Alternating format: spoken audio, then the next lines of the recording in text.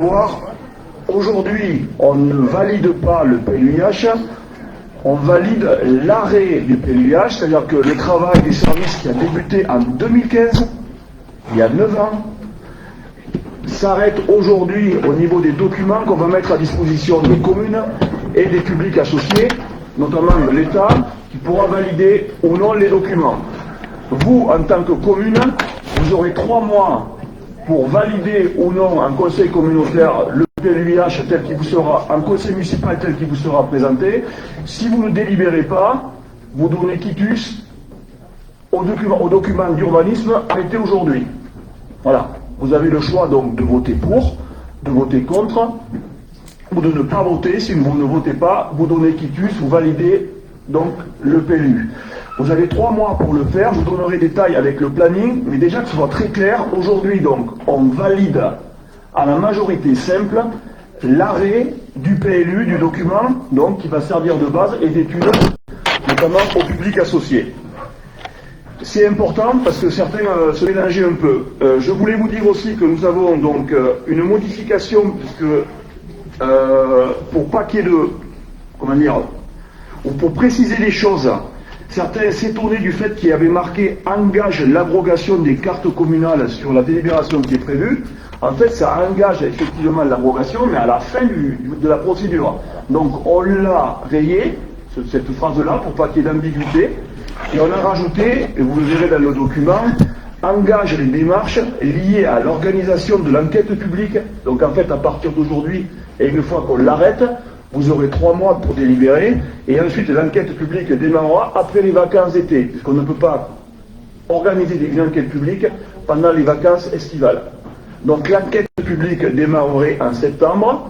Évidemment, si des communes ou une commune ne vote pas, ou vote contre, plutôt, si une commune vote contre, vous savez qu'il faut l'unanimité pour le valider. Ça nous obligera à revenir vers là où les communes qui ont voté contre, pour discuter avec eux, pour étudier les choses, et revenir devant vous pour une majorité à ce moment-là des 2/3, simplement qui permettra d'adopter et de valider le plan. Mais ça retarderait de 3 à 6 mois, à peu près, hein, si les tarifs, Christophe pourra le préciser, de 3 à 6 mois, la prolongation de l'adoption du PLU qui, si tout se passe avec une validation par tous, pourrait se faire en début d'année 2025, pardon. 2015, c'est le début. Pourquoi je dis 2015? Parce que ça fera 10 ans d'efforts. Je le dis ici aussi parce que la soirée aussi est en direct sur Facebook, mais le coût quand même d'un tel document d'urbanisme, c'est plus d'1,1 million de coûts sur les diverses études qui ont été faites, sans compter le travail donc considérable du personnel de Coval d'Or. Et on vous donnera la liste des gens qui ont participé tout à l'heure, je vais vous les présenter, parce qu'ils ont été nombreux à travailler sur le PLUiH. Donc vous n'avez qu'à faire une estimation, vous voyez, je pense qu'on s'approche plus d'un coût à la fin qui avoisinera les 1,5 million sur un document d'urbanisme. Alors dit comme ça fait beaucoup, mais si on le ramène à 77 communes, je me suis amusé à le faire, au final ça fait, vous n'avez qu'à le calculer, j'avais trouvé quelque chose de plus acceptable, on tombait je crois sur 20 000 € par commune. Voilà, c'est ce que ça m'avait coûté moi pour faire ma carte communale à Gentrac à l'époque, tout seul. Donc je pense que pour certaines communes c'était beaucoup plus que ça. Moi j'avais une commune relativement modeste. Le dossier complet fait 2500 pages, 2,5 gigaoctets de documents. Voilà. Aujourd'hui donc Christophe va vous faire la présentation de ces pièces, son articulation. Il va vous expliquer comment est structuré le dossier pour que vous puissiez trouver tous les éléments dans votre commune et aller chercher et présenter le document à votre conseil municipal. C'est l'objet donc de la soirée. Aujourd'hui donc on ne va pas débattre de la loi NOTRe, ni du ZAN, ni en fait du PLU. Le débat a eu lieu pendant les régies, pendant les réunions, depuis maintenant un certain nombre d'années et de mois. Vous dire aussi que le document que l'on vous rend, et je mentirais si je ne vous le disais pas, et n'est certainement pas le document idéal. Le document idéal, pour moi, il n'existe pas, ou alors il existerait dans 15 ans. À un moment donné, il faut qu'on l'arrête, en sachant que derrière, vous aurez la possibilité, lors de l'enquête publique, de faire remonter les difficultés ou des problématiques, et qu'elles seront, si c'est bien sûr approuvable, modifié par les enquêteurs publics dans le document qui sera finalisé à la fin. Dire aussi que certains maires s'inquiètent parce qu'ils n'ont peut-être pas pensé à tous les projets qui pourraient intervenir sur leur commune, mais c'est impossible de penser à tous les projets, et que si un projet structurant d'intérêt touristique ou d'intérêt général vient sur une commune, la modification du PLUiH interviendra sur la zone dite. Il n'y a pas de difficulté là-dessus. Évidemment, on ne va pas modifier le PLU pour un cabanon de jardin ou un agrandissement d'une piscine ou d'une réfection d'une petite parcelle. Mais sur un projet structurant sur une commune, oui, que ce soit sur de l'économie, du tourisme, je l'ai dit, ou un lotissement, parce que votre commune verrait sa population augmenter de manière importante, on pourra toujours le modifier, et c'est nous qui aurons la main là-dessus. Voilà, je voulais vraiment préciser tout ça au départ, et revenir sur le fait qu'aujourd'hui, donc, vous ne votez pas l'adoption du PLU, mais vous validez avec moi, ou pas, vous validez l'arrêt des documents et du travail qui a été porté donc depuis maintenant quasiment 10 ans, et le document qui vous sera fourni. Avant de démarrer la séance, il nous faut un secrétaire de séance. D'habitude, on prend Jean-Claude Fouchier, on l'avait désigné comme ça, mais il se trouve qu'il va nous quitter un peu plus tôt ce soir parce qu'il part sur Paris. Et donc, je vais choisir Pierre Molle, puisque demain, il sera disponible pour signer le document rapidement, de façon à ce qu'on puisse faire passer tout ça très vite dès demain. Donc, je propose comme secrétaire de séance ce soir Pierre Molle, si vous le voulez bien. Je vais vous demander donc de valider ce choix.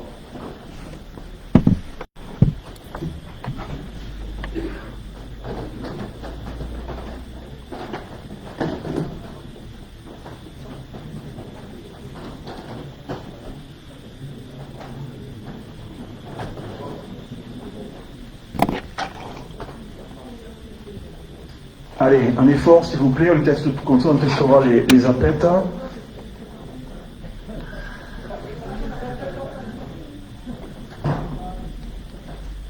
Ça marche pas? Allez, on essaye.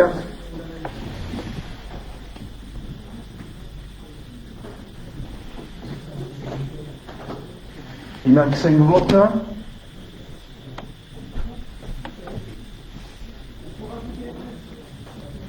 Ernest, c'est bon, ça fonctionne maintenant, ouais?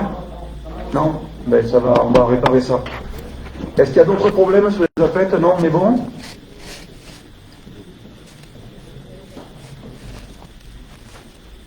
Bon, on va arrêter là. Merci. Alors, avant de poursuivre, il y a 3 points techniques assez simples. Donc, sur des approbations de procès-verbaux, notamment du Conseil communautaire du 20 mars 2023, du 24 avril et du 12 juin 2023, des conseils communautaires. Donc, vous les aviez à disposition. Donc, je vous demande de valider. Est-ce qu'il faut voter à chaque fois ou est-ce qu'on peut valider les 3? On vote qu'une fois? Ok. Donc, je vais vous mettre au vote donc, la validation de ces 3 procès-verbaux, s'il n'y a pas de remarques particulières. Le vote est ouvert.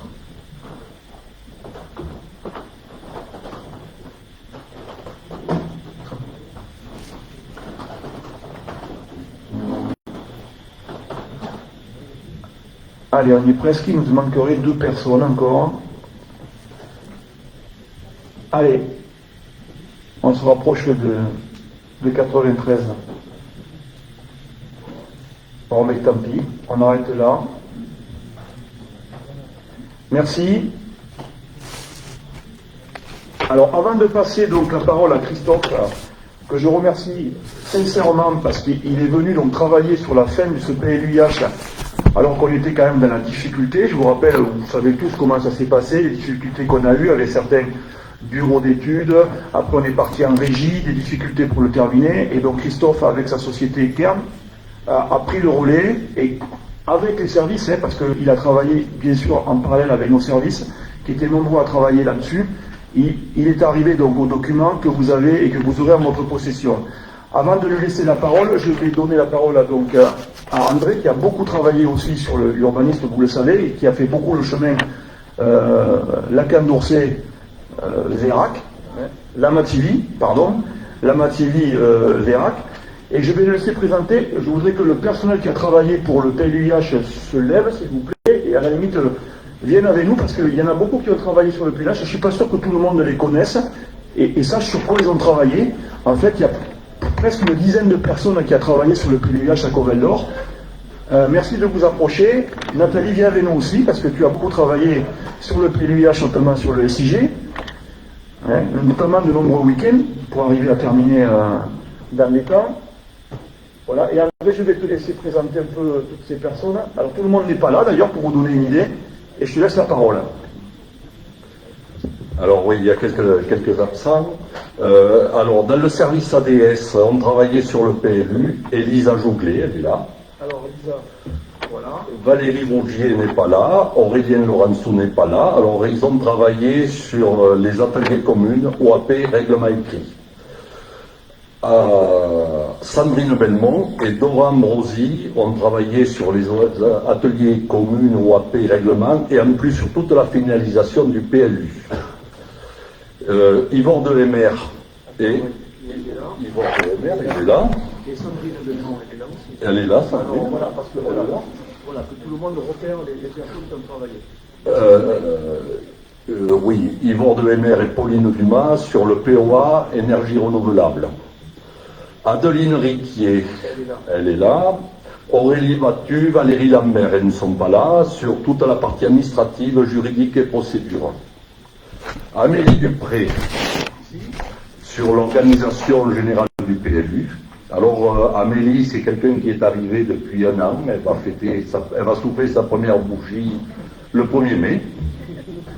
Le 1er mai, elle a intégré tout le territoire à une vitesse grand V. Oui, elle le connaît mieux que moi. Nathalie Tonson, pardon, oui, si, ça y est, organisation logique. Alban, c'est notre stagiaire. Il est là, il est arrivé début avril. Voilà. Nathalie Tonson, toute la partie SIG, elle est là. Voilà. Et tout le copilotage du PLU. Voilà. Elle a fait un sacré boulot aussi comme Amélie. Alors, je vais remercier aussi tous les bureaux d'études qui ont travaillé pour nous. Rural Concept sur le volet agricole. Palimpest sur le volet paysage. Solia sur le POA, sur le volet habitat. Maître Magrini sur tout le volet juridique, c'est un avocat. Cyril Bonnet, architecte sur les OAP de niveau 1 et de niveau 2. Hectare sur le volet environnement. Et je termine par Caen Territoire, Christophe Prunet, pour son importante implication dans l'aboutissement du projet. Voilà.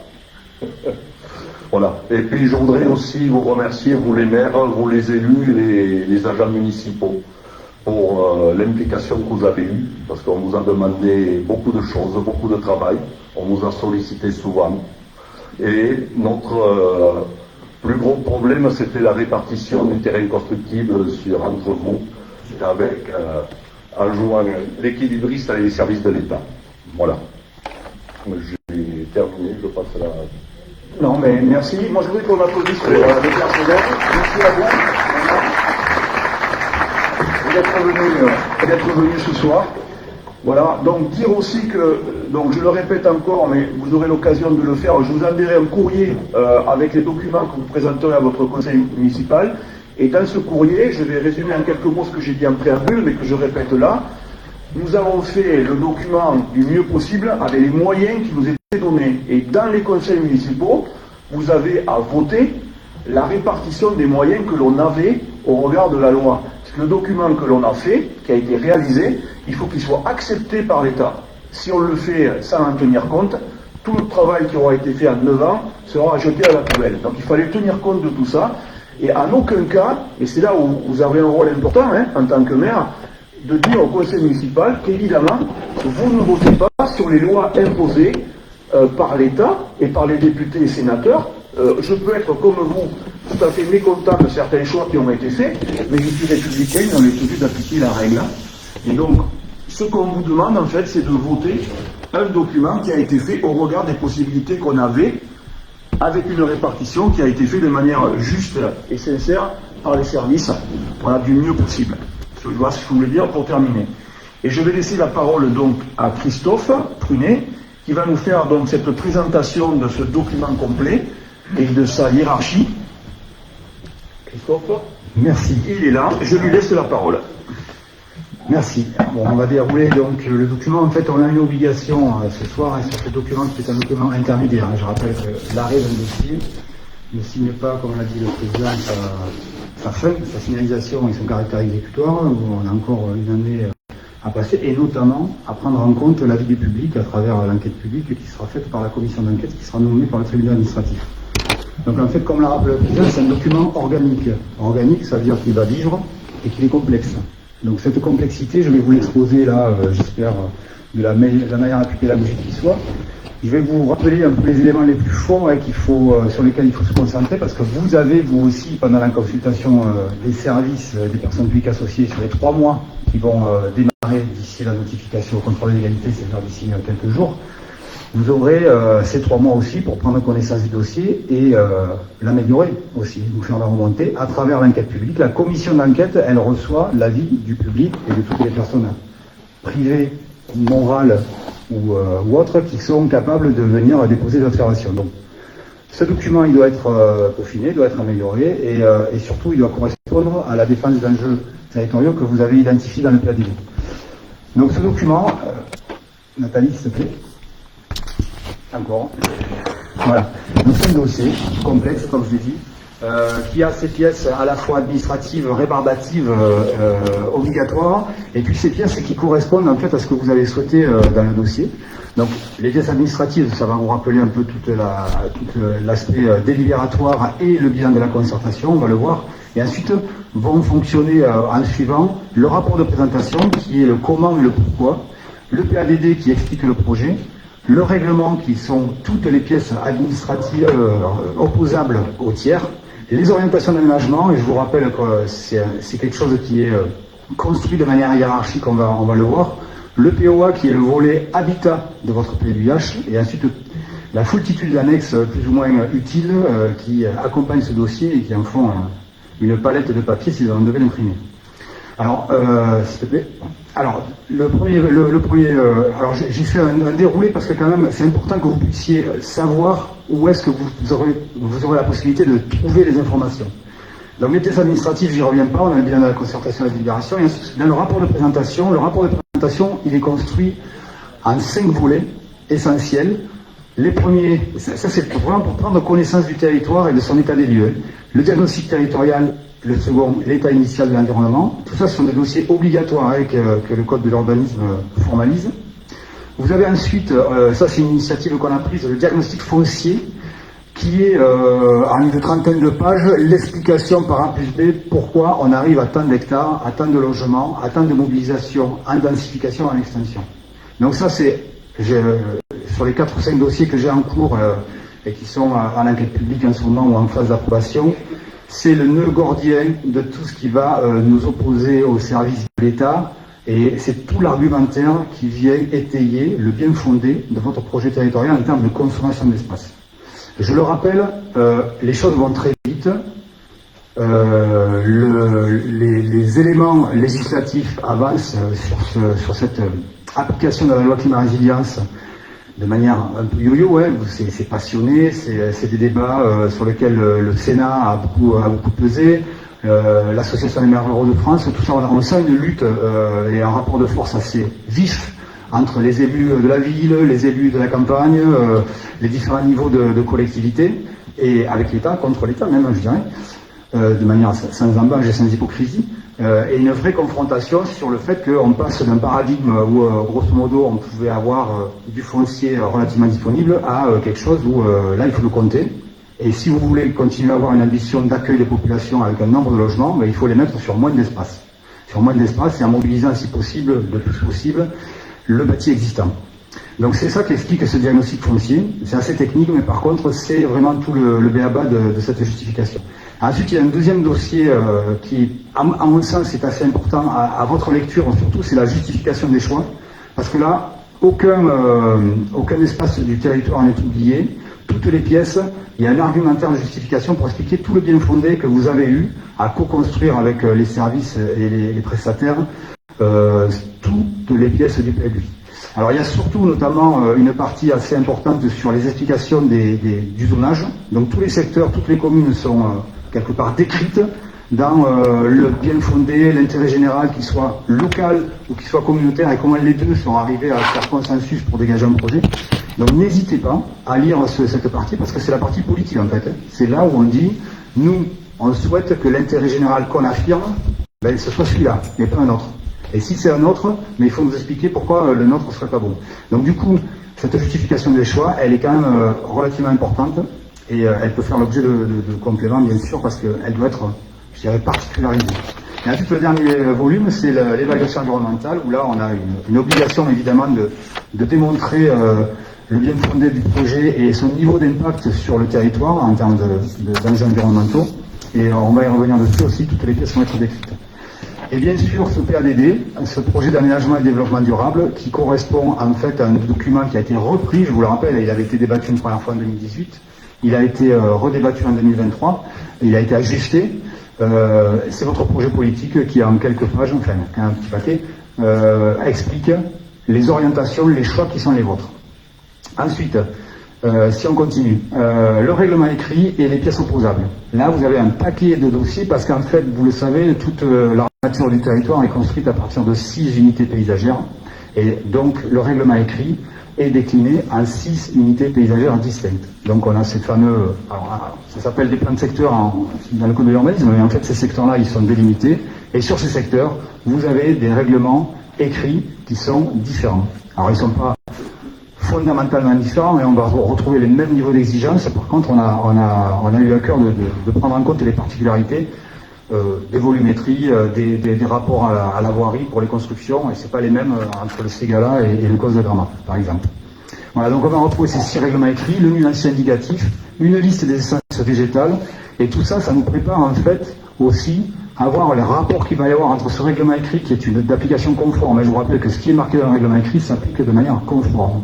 S'il y a marqué une quantité, un volume, une distance, c'est pas 1 centimètre de plus, c'est pas 1 centimètre de moins. Et ça a été tout l'intérêt de voir que ce règlement écrit, on a essayé de l'alléger pour donner du poids aux orientations d'aménagement et de programmation, parce qu'elle ne s'applique pas de manière conforme. Elle s'applique avec intelligence et pas aveuglement. Et donc du coup, c'est peut-être intéressant de pouvoir faire basculer un peu le territoire vers un urbanisme de projet, et avec des services ADS qui vont appliquer les choses avec plus d'adaptabilité. Voilà. Et tout ça, on va le retrouver donc aussi dans les éléments ponctuels, les changements de destination, qu'on va retrouver sur chaque unité paysagère, vous les avez en dessous. Alors ces changements de destination, vous le savez, c'est la capacité de mobiliser du bâti existant en zone agricole et naturelle. 1470, je crois. 1470, donc c'est le plus... Enfin, bon, c'est un gros dossier territorialement, pour Val d'Or, c'est pas rien, je fais d'autres dossiers, mais proportionnellement, vous avez la quantité la plus importante que j'ai jamais vue de changement de destination. Alors, c'est bien, ça veut dire que vous êtes mobilisés, ça concerne 50 communes, par contre, il me semble, il manque encore quelques communes qui pourraient les faire valider. Il faut savoir qu'un changement de destination, s'il n'est pas repéré sur le zonage, il ne pourra pas être fait. Donc, n'hésitez pas jusqu'au dernier moment, jusqu'à pendant l'enquête publique, à faire remonter avec les critères qu'on avait déterminés à l'époque, c'est-à-dire attention aux distances à la voirie, au réseau, faire attention à ce que ça ne remette pas en cause les activités agricoles autour. Ça, ce sont des choses importantes, vous en avez tenu compte. Ces changements de destination, c'est votre potentiel futur de remobilisation d'un bâti qui mériterait de passer à autre chose qu'une grange qui ne peut plus être. C'est plus possible que ce soit un bâti d'exploitation agricole, donc ça peut devenir autre chose. Et donc vous les avez détaillés à la fois sur le zonage et dans ces fiches qui justifient tout ça. Alors ensuite, sur le règlement écrit, c'est fait. Nathalie, s'il te plaît, merci. Le règlement graphique, on va retrouver, alors je ne les ai pas toutes mises, les 77 communes que Nathalie a pu sortir à la fois à l'échelle communale, intégrale, et ensuite à la fois pour certaines, notamment sur les pôles, les zooms sur les villages, sur les bourgs, sur les cœurs, sur les centres-bourgs. Donc chaque commune a son règlement graphique, c'est-à-dire le zonage, qui va identifier les règles qui s'appliquent sur des espaces délimités, c'est-à-dire les zones agricoles, naturelles, à urbaniser et urbaines. Et tout ça va s'accompagner aussi de tout ce qui est représenté sur le zonage, les emplacements réservés que vous avez fait remonter, Le petit patrimoine aussi à préserver. Vous savez que vous n'êtes pas dénué d'un patrimoine exceptionnel sur le territoire et que donc à ce titre-là, il est protégeable. Et les fameux STECAL, les secteurs de taille et de capacité limitée, qui viennent aussi être justifiés. Donc vous voyez, en fait, tout ce que je suis en train de dérouler, toutes ces pièces, c'est à la fois des documents qui vont être opposables aux tiers pour signer les permis de construire, donc ils vont encadrer l'urbanisme et l'aménagement, toute construction et aménagement sur votre territoire, c'est le PLUH qui va le cadrer, et en même temps, ça explique, ça justifie au fur et à mesure de ce que vous voulez faire. Et un document d'urbanisme ne déroge pas à la règle, il doit justifier. Vous savez que le moindre tractopelle que vous sortez pour faire un fossé, aujourd'hui, il faut une étude d'impact. Ben, en fait, c'est la France, c'est un état de droit et un document d'urbanisme ne déroge pas à la règle. On justifie de tout. Ensuite, vous allez retrouver ces fameuses orientations d'aménagement. Alors, avec ces deux niveaux, les OAP sectoriels et les OAP thématiques, vous avez donc 5 dossiers qui se répartissent cet effort. Et ça, les OAP, c'est vraiment l'urbanisme de demain, c'est comment je construis les quartiers, comment je tiens compte de certains enjeux type la trame verte et bleue, les paysages de la Dordogne, le patrimoine bâti, comment je fais pour appliquer ça de manière différente qu'avec un règlement écrit qui s'applique de manière conforme. Et ensuite le volet habitat avec le POA. Et donc tous ces dossiers sont aujourd'hui à votre disposition. Et en fait on va finir ensuite avec rapidement les annexes. Et notamment les annexes obligatoires qu'on va retrouver, qui sont les servitudes d'utilité publique. Vous en connaissez une qui est en cours de révision, qui s'appelle le plan de prévention des risques inondation, Dordogne, et Dordogne Amont, Dordogne Aval, je crois, mais je crois qu'il va être réuni, qui va nous apporter encore des changements. Il se peut que d'ici l'enquête publique et ses conclusions, on ait des choses à prendre en compte. Donc les servitudes d'utilité publique, et ensuite tout ce qui est annexe sanitaire et annexe informative, qui viennent donner des informations nécessaires, par exemple les plans de réseau, les schémas d'assainissement, des choses comme ça. Voilà. Alors on va rentrer dans le cœur, le vif du sujet. Et ma mission ce soir, c'est de vous mettre porter à votre connaissance, le temps d'une séance, l'ensemble d'un document qui fait 2500 pages minimum, sans compter les cartes ASIO. Et donc, je vais aller à l'essentiel. Vous connaissez pour beaucoup déjà le document, vous avez suivi son évolution et sa construction, mais je vais vous mettre quand même des petits zooms sur les points très importants de ce document-là.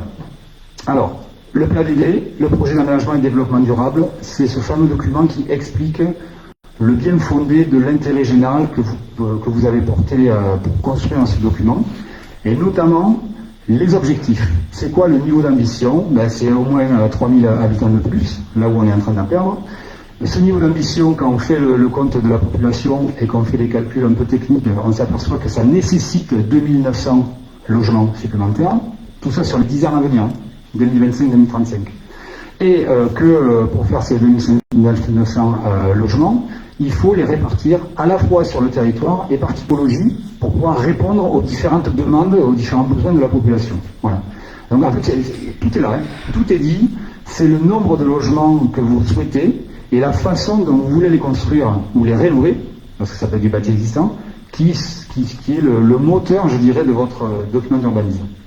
Alors 2900 logements, vous le comprenez aisément, ça comprend les logements qui sont nécessaires pour accueillir une nouvelle population, ça comprend les logements qui sont nécessaires pour renouveler le bâti existant, les logements vacants là aussi, il y a un parc de logements vacants qui est incompressible, les résidences secondaires et le desserrement des ménages. Donc les résidences secondaires, évidemment, vous en avez beaucoup, elles sont protéiformes. Vous avez les résidences secondaires de l'IFROI, c'est-à-dire les gens qui ont une maison qui viennent 3 semaines à l'année, vous avez ceux qui viennent plus souvent, vous avez ceux qui les louent, vous avez ceux qui s'en servent aussi pour toute la famille, donc vous avez des pratiques de votre habitat qui sont différentes. C'est tout ça aussi qu'il faut prendre en compte.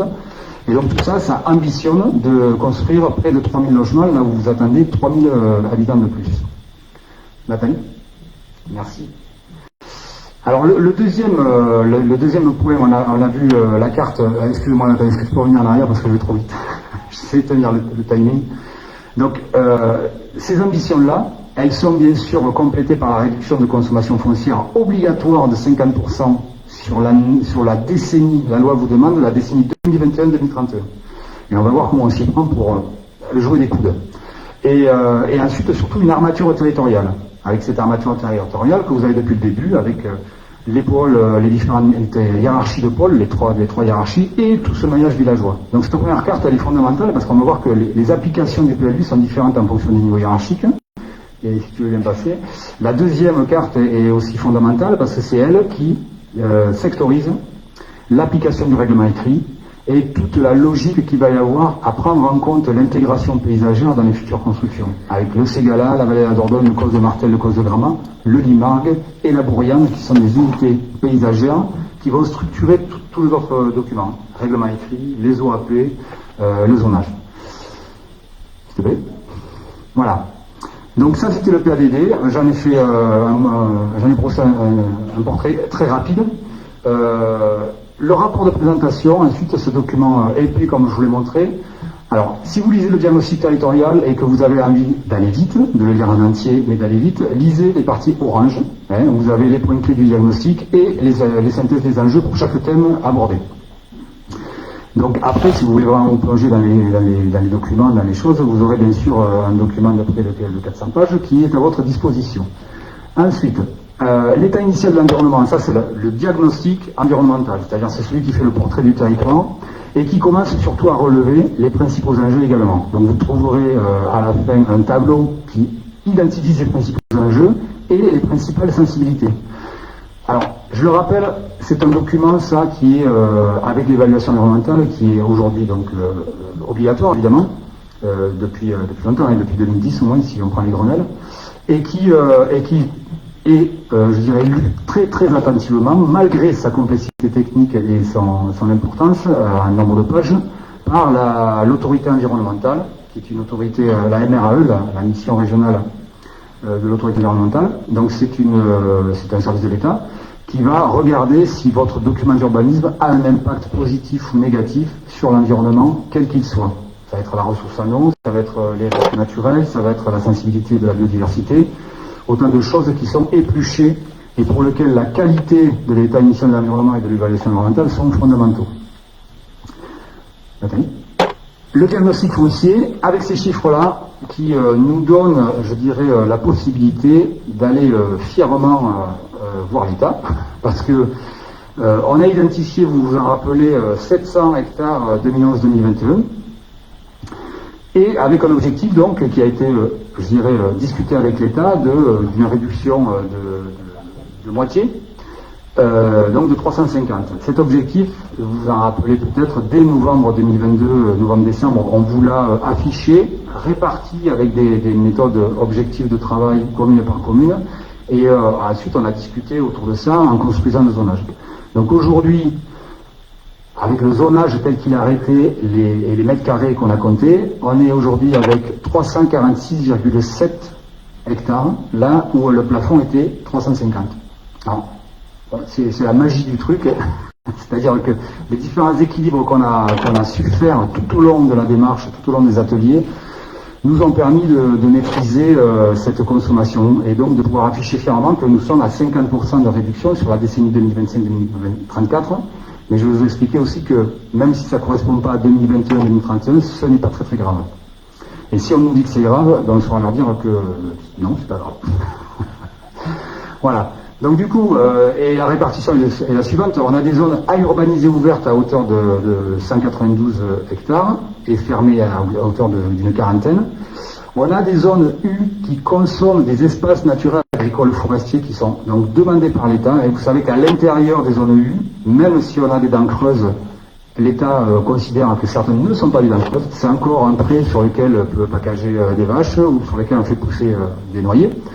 Et quoi qu'il en soit, ça consomme des espaces agricoles. Donc on a fait un calcul assez poussé avec Nathalie notamment pour extraire en fait toutes ces zones U et sous l'égide de l'État, avec sa bénédiction, on a trouvé une soixantaine d'hectares.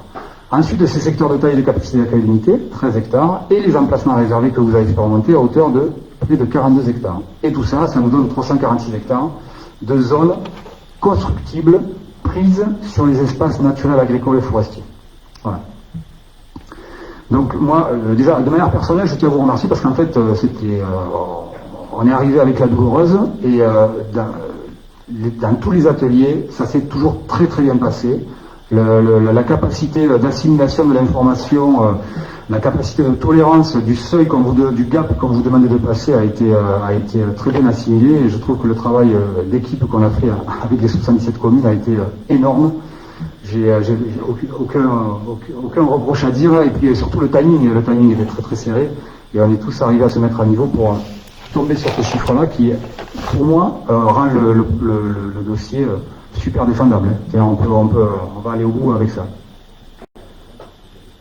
Juste sur le tableau, là, si on pouvait le remettre, revenir, le fait de partir au départ sur 350 hectares, ça date donc de novembre 2022. Oui, ça veut dire aussi que c'était un accord avec l'État, et de partir sur ce chiffre-là. Dans l'hypothèse où on devrait redébattre notre PLU, c'est-à-dire qu'il ne serait pas validé dans les communes, on ne repartira pas avec ce chiffre-là.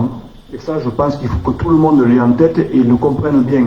C'est-à-dire qu'on est parti avec ce potentiel de 350 hectares, parce qu'il nous a été attribué en 2022, en négociant avec l'État par rapport aux chiffres. Je vais laisser Christophe expliquer d'où ça peut partir, mais ce qui est certain, je pense que tu ne me démentiras pas, c'est que si on devait remettre en cause tout le document d'urbanisme, en fin d'année 2024, en début d'année 2025, on ne repartira pas avec ces 350 hectares, on repartira avec moins.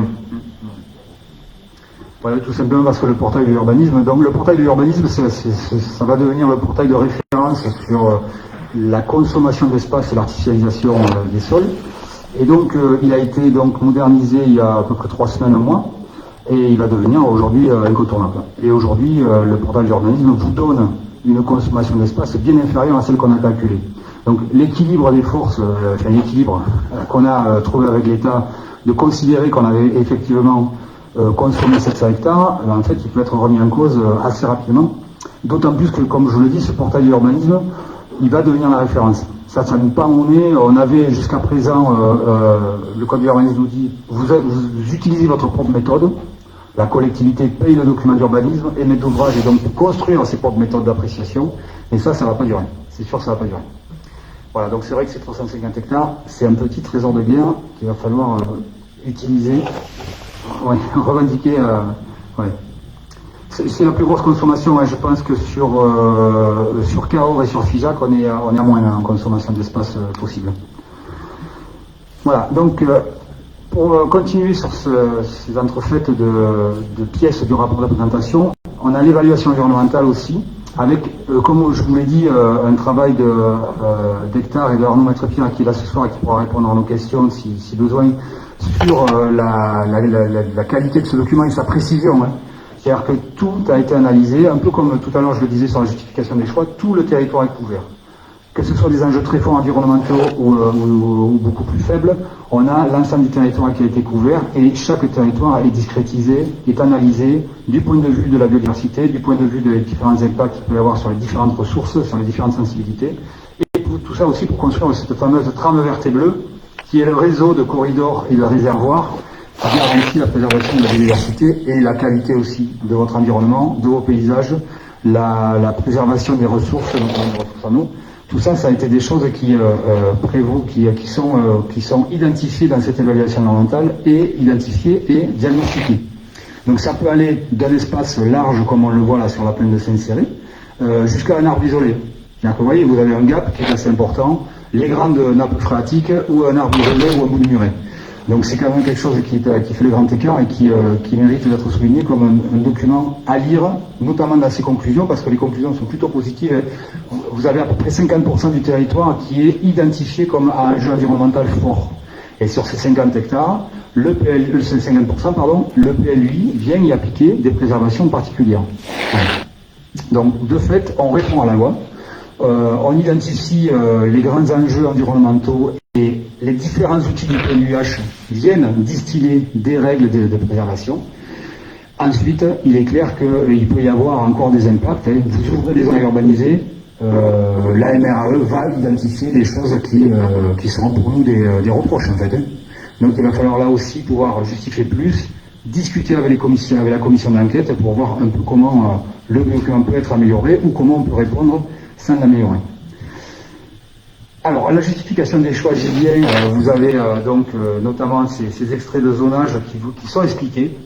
Alors, ça peut aller un peu vite, mais après, si on va dans le détail, ça peut prendre plusieurs milliers de pages facilement. Quoi qu'il en soit, il y a l'essentiel, c'est-à-dire à chaque fois, chaque commune est identifiée. Il y a un contexte de travail qui justifie pourquoi le zonage a été fait comme ça. Le niveau patrimonial, là où il y a du UA, c'est patrimonial. Si on a du UC, c'est parce que justement il y a des territoires, des quartiers résidentiels qui sont posés. On voit là les cercles rouges, c'est les protections ABF. On voit les grands quartiers de Belmont avec les quartiers résidentiels, avec cet effort qui a été fait de les contenir, de les stopper. Tout ça, c'est un effort constant. En fait, moi, quand je refais le texte de ces justifications, je m'aperçois des efforts qui sont faits. Et à chaque fois, je me dis, mais finalement, mais quand on part de loin, mais on fait énormément d'efforts. Parce que, mine de rien, on passe quand même, là vous l'avez vu, il y a 190 hectares de zone à vue ouverte. Dans les documents cumulés précédents, il y en a 1400. Donc, il y a une division par 10, pas par 10, mais presque. Donc c'est quand même un effort important. Donc le verre à moitié plein, il faut savoir l'afficher, et dans ce document, le verre à moitié plein, il est bien affiché, et si jamais l'État nous fait des reproches, on pourra creuser la question. On trouvera toujours des justifications à tous les zonages de toutes les communes. Voilà. Et ensuite, ce fameux règlement écrit, un peu rébarbatif, mais qui est la Bible du service ADS. Donc je rappelle Brouillan, Limargue, Causse de Gramat, Causse de Martel, Ségala, Vallée de la Dordogne. Une introduction à chaque fois sur le contexte de l'unité paysagère, et ensuite un parti pris qui a été celui de faire les choses avec des tableaux. Des tableaux où on va avoir les différentes zones en colonne, et ensuite les différentes règles qui viennent se déterminer. Avec un recours aux illustrations assez important, alors que ce soit des schémas indicatifs ou des schémas opposables, on a surtout des schémas indicatifs qui expliquent les choses. Et toujours ce que avait dit d'ailleurs à l'époque Pierre Sicard, il dit moi ce que je veux c'est que la collectivité me donne son intention. Et donc même dans un règlement écrit qui est un peu aride, il faut que la collectivité puisse afficher son intention. C'est l'objet des tableaux d'introduction de chaque règlement écrit, où vous aurez les valeurs que vous défendez, les intentions que vous portez et les modalités de règles que vous souhaitez voir appliquées sur chacun de ces secteurs. Voilà. Je continue sur le règlement écrit parce qu'il ne faut pas oublier, comme on en a parlé tout à l'heure, de toutes ces fiches, une par une. Là, vous voyez, vous avez le Bastille, c'est toutes les granges qui ont été identifiées par la collectivité. Et donc, on en a plus de 1400, entre 1400 et 1500. Je pense que d'ici la fin d'un cadre public, on dépassera même les 1500. Avec une photo, une localisation et un descriptif rapide qui permet de voir un peu la valeur de ce bâti et pourquoi il est justifié de pouvoir en changer de destination. Donc tout ça, on l'a sur les changements de destination, les granges qui veulent changer de destination, les éléments de patrimoine, les stécales, les emplacements réservés, tous ces éléments ponctuels qui vont venir alimenter le zonage qu'on va voir tout de suite. Voilà. Alors là, c'est un extrait du zonage secteur ouest de Gramat, où on a à peu près le panel de toutes les zones. Alors vous voyez, ce qui est intéressant, c'est qu'on est quand même pas sur un patchwork de couleurs très harlequin, quoi. On a une certaine simplicité. Grosso modo, les zones roses et bordeaux et rouges sont les zones constructibles, et les zones vertes et jaunes sont les zones non constructibles au sens du code de l'urbanisme, c'est-à-dire les zones agricoles ou naturelles. Alors, les zones agricoles, on les voit, il y a du jaune clair, du jaune foncé, et les zones naturelles, pareil, vert clair, vert foncé, avec deux niveaux de préservation.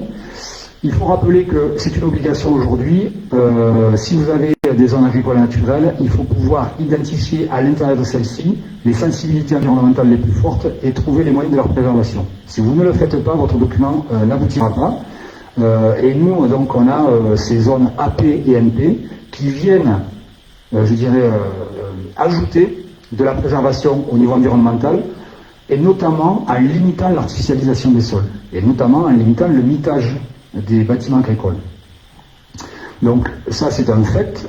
C'est un équilibre qui a été difficile à trouver. Je rappelle qu'avec le bureau d'études et les services hectares et les services, on a repris notre bâton de pèlerin. On vous a réidentifié surtout les zones APMP, parce que la Chambre d'agriculture et l'État ont deux enjeux différents, opposés, sur le fait que soit pour moi il y en avait trop, et pour l'autre il n'y en avait pas assez.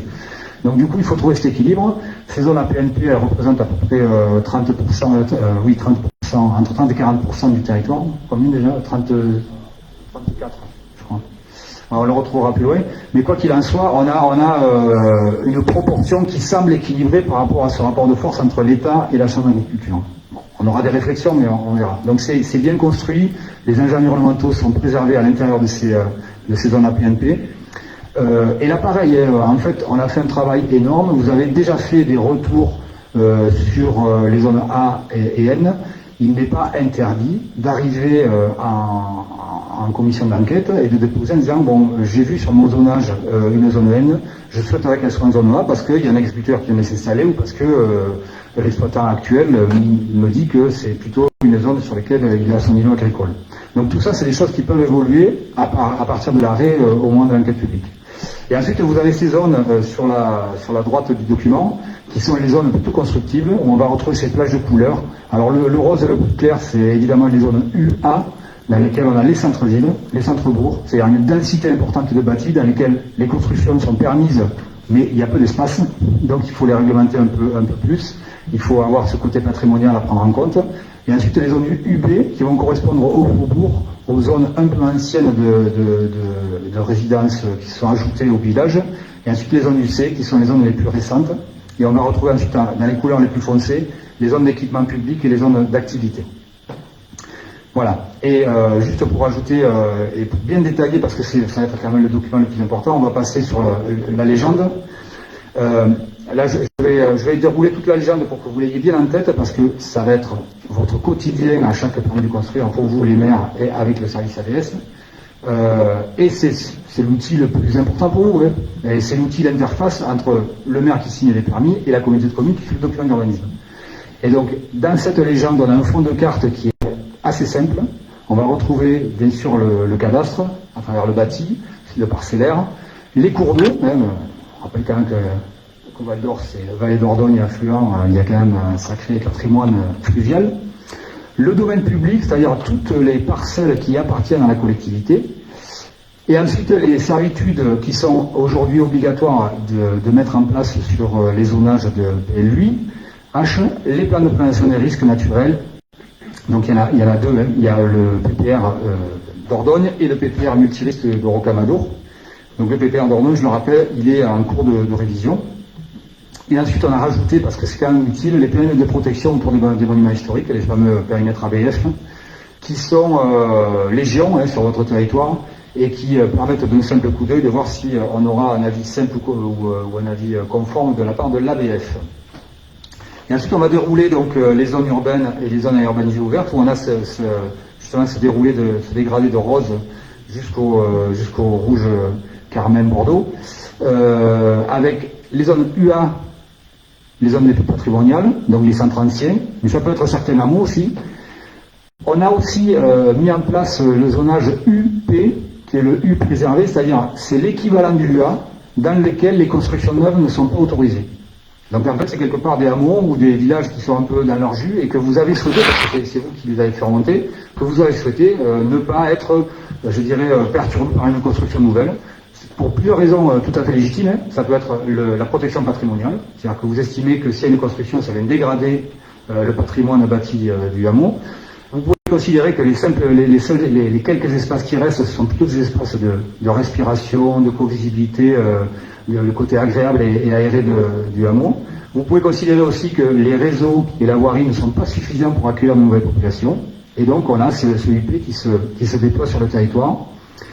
Le UB, ensuite, ce sont les zones urbaines plutôt anciennes aussi, mais les faubourgs, les quartiers, les mâts de village qui sont construits depuis longtemps. On va retrouver plusieurs générations de bâtis, et donc la règle s'adapte. Hein. On va avoir des toits à quatre pentes, on va avoir des carcinoises, on va avoir des constructions récentes. Donc c'est des constructions qui vont s'installer du 19e jusqu'à nos jours.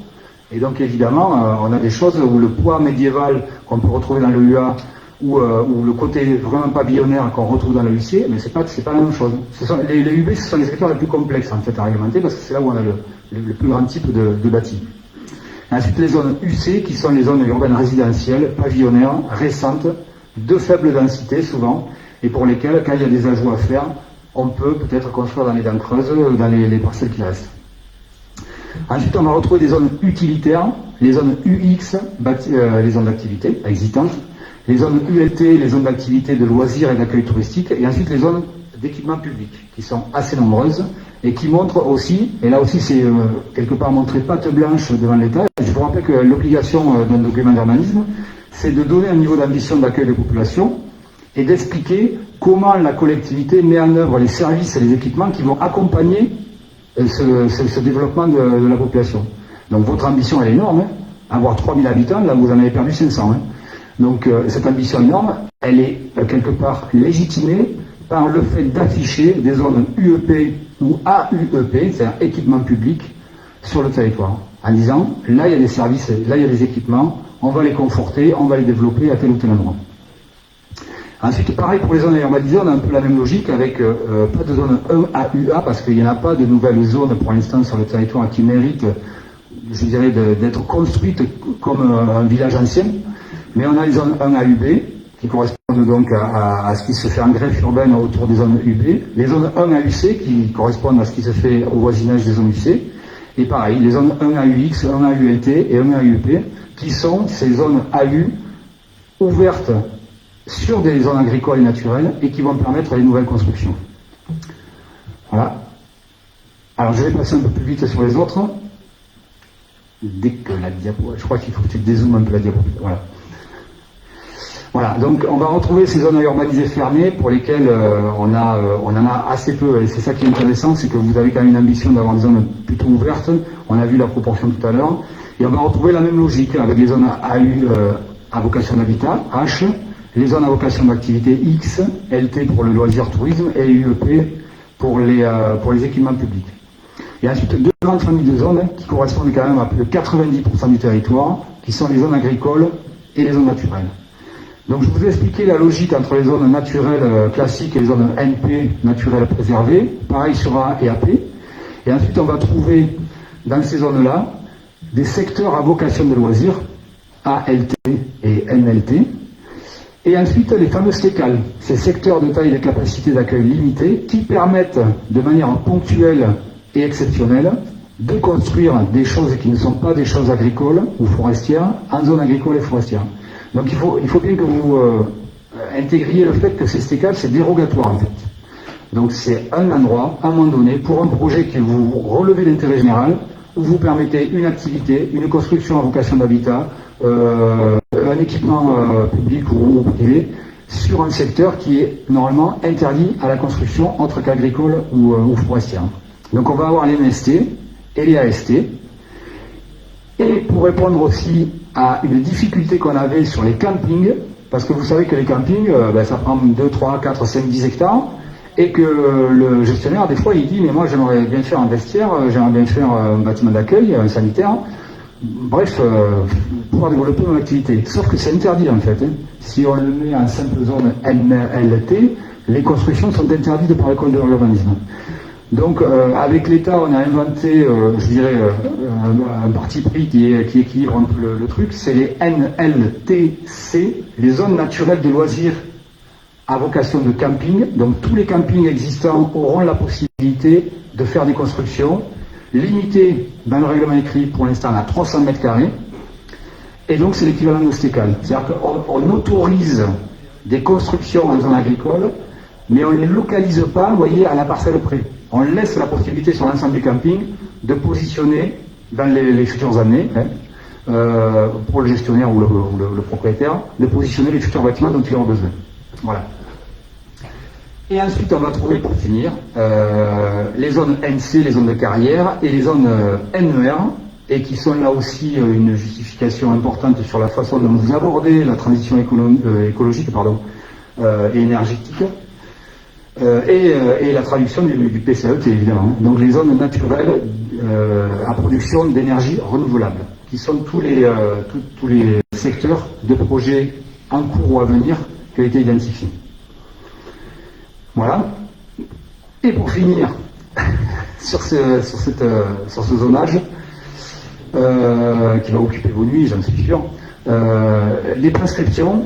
Donc, c'est tous les éléments ponctuels, c'est-à-dire les règles qui s'appliquent de manière très très distincte sur un secteur donné. Donc, on a ces fameux changements de destination, identifiés par un carré rouge, le petit patrimoine, une étoile jaune, les éléments de paysage, une étoile rouge, ou un liseré rouge, Les linéaires commerciaux, je vous rappelle aussi qu'on a demandé aux collectivités, notamment à tous les pôles territoriaux qui ont une vocation commerciale affirmée existante, d'avoir la possibilité de préserver les rez-de-chaussée dans les rues où vous estimez qu'il est important que ça ne passe pas, que ça ne devienne pas des logements, pour préserver justement le local commercial.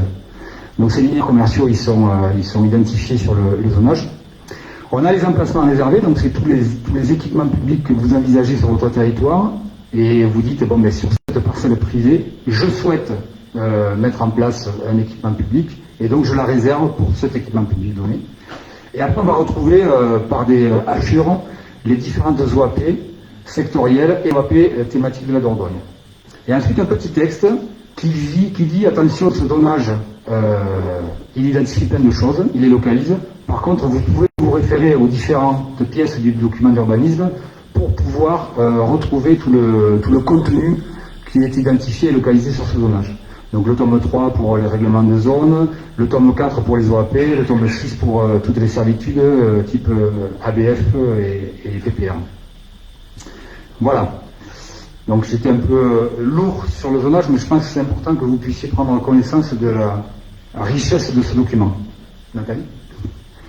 Alors, le bilan des zones, quand on identifie un peu, et au-delà de la construction d'espace, un peu les équilibres des forces entre les différentes zones, vous voyez, on a des zones agricoles et naturelles à hauteur de 93%, et ensuite des zones U et AU à hauteur de 4%. Et c'est vrai que la répartition de la consommation d'espace sur le territoire, les 346,7 hectares, il faut rappeler quand même qu'il y a 65 hectares de zones à urbaniser à vocation d'activité. Donc la vocation économique de développement et d'accueil d'entreprises, elle est forte sur votre territoire et elle est confirmée par cette importante mise à disposition de foncier à hauteur de 65 hectares. Voilà. Je ne reviens pas sur les chiffres, les autres on les a déjà vus. Alors je vais balayer quand même ces outils. Alors, c'est des outils qui vous paraissent peut-être lointains aujourd'hui, mais qui vont devenir le quotidien pour les appliquer, parce que il y a deux raisons qui font qu'on est souvent rébarbatif aux OAP. Un, c'est que c'est un outil nouveau, quand même, mine de rien, complexe, on a l'impression qu'on n'a pas trop la maîtrise dessus. Et deux, la plupart des élus qui ont eu des PMU avec des OAP, ben, évidemment, un retour d'expérience très négatif, parce qu'elles étaient mal appliquées. Et elles étaient mal appliquées parce qu'on les appliquait de manière trop stricte, en fait. Une OAP, c'est un dessin et des principes. Et ce dessin et ces principes, ensuite, soit on est intelligent et on sait les appliquer, soit on est bête et en fait, ça aboutit à rien.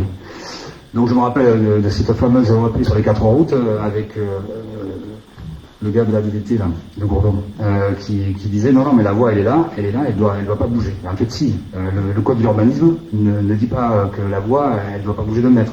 Elle peut bouger de 20, 30 mètres sans problème. L'important, c'est qu'il y ait une traversante. Si on a mis une voie nord-sud, bah, grosso modo, il faut qu'il y ait une voie qui sorte d'en haut vers le bas, quoi. Après, s'il y a une mare qu'il faut préserver ou s'il y a un bosquet qu'il faut aménager, ben, en fait, on fait gaffe. Donc tout ça, c'est pour vous expliquer un peu que tous ces documents qui vont s'empiler, l'OAP Paysage Patrimoine, l'OAP Dordogne, l'OAP Travertée Bleue et les OAP sectorielles, sont autant d'arguments pour faire de l'urbanisme intelligent et pour accepter les projets, en fait. Pour les accepter et pas les refuser d'un revers de main. Donc l'OAP Paysage Patrimoine, elle s'applique sur l'ensemble du territoire et elle va vous donner, grosso modo, tous les principes qui vont permettre de faire de la qualité du cadre de vie en termes d'intégration paysagère. Et notamment sur les zones AU, où vous aurez des principes de ce type-là qui vont s'appliquer sur toutes les zones AU, en plus des OAP sectorielles. C'est bien passé. L'OAP de la vallée de la Dordogne, donc qui est emblématique de votre territoire, qui a été demandée dès le démarrage. Alors vous avez la carte là qui vous indique le périmètre de cette OAP. Donc elle est pas négligeable, hein. Elle concerne 27 communes et elle permet d'avoir une vision un peu de l'intégration paysagère particulière vis-à-vis des covisibilités. Et donc ce qu'on a relevé, il y a deux points forts sur cette OAP Vallée de la Dordogne. La première, c'est cet effet d'emboîtement en fait, de paysages qui sont dominants, dominés, et sur lesquels il faut poser les préservations, avec des blocs diagrammes, on le voit sur la gauche, qui vont permettre de préserver les glacis des villages, de pouvoir voir un peu où sont les extensions et les coupures d'urbanisation. Et ensuite, un deuxième volet, on le voit sur la droite, c'est une cartographie des milieux alluviaux de la Dordogne. Et donc cette OAP a deux vocations, l'intégration paysagère spécifique à la vallée de la Dordogne et la préservation spécifique de l'environnement propre à la vallée de la Dordogne aussi, et notamment le corridor fluvial de la vallée. La troisième OAP thématique, trame verte et bleue, obligatoire aussi. Donc celle-là, je ne vais pas revenir sur les principes de préservation supplémentaires sur les réservoirs de biodiversité ou les corridors écologiques. Simplement vous dire que c'est plutôt fait, ça ne va pas surajouter des choses pour interdire ou réglementer les constructions. Par contre, ça va ajouter des choses pour essayer d'améliorer la gestion et la connexion des réservoirs de biodiversité des corridors. Donc c'est plutôt quelque chose qui est vertueux et positif, hein, plutôt que vertueux et taper sur les doigts. Donc ça n'interdit pas, par contre ça ouvre des pistes nouvelles pour faire des choses sur la gestion des boisements, sur la préservation des zones humides ou des choses comme ça. Et donc cette OAP est accompagnée d'un atlas communal qui va venir identifier très précisément les trames vertes et bleues de votre territoire et la façon dont les principes peuvent s'articuler autour. Est-ce que je tiens le début là? Parce que j'ai perdu un peu le volume, moi, ça. Merci. Alors après, vous allez avoir cette fameuse OAP sectorielle dont vous avez l'habitude, pour ceux qui ont des PLU avec des OAP, c'est-à-dire on a un quartier, une zone définie, et à l'intérieur de cette zone, des principes d'aménagement qui s'établissent, et qui s'établissent de plus en plus de manière complexe, hein, parce qu'avant, autant on disait, bon, on positionne à peu près les maisons, la voirie, les orientations, des choses comme ça, autant aujourd'hui, on a des obligations d'intégration paysagère et de préservation de l'environnement. Donc, et notamment des obligations très fortes sur la façon dont on gère la ressource en eau et le pluvial. Donc, tout ça, il y a des principes qui ont prévalu à la construction de ces OAP, avec une idée et ça a été demandé par certains élus, de nombreux élus, c'est de dire, bon, finalement, c'est vrai que si on pouvait dépasser un peu le modèle pavillonnaire de lotissement et retrouver un mode de construction en hameau, ben, en fait, compte tenu que de toute façon on est contraint par un espace qu'on ne peut plus consommer aussi facilement, ce serait peut-être bien de retrouver de la convivialité, même si on est sur des espaces plus restreints.